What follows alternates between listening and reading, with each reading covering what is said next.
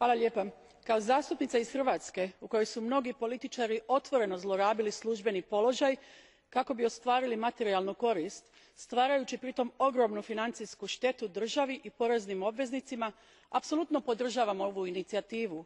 Posebno značajnim držim uvođenje instituta proširenog oduzimanja koji se odnosi na imovinu prenesenu trećim osobama jer onemogućuje manipuliranje sustavom.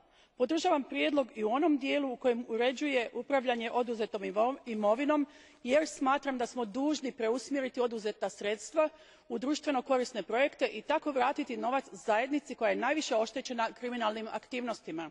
S druge strane, zabrinuta sam zbog mogućnosti oduzimanja imovine bez sudske presude jer bi takav institut mogao biti predmetom zlouporabe u državama članicama u kojima još uvijek nije uspostavljena potpuna vladavina prava.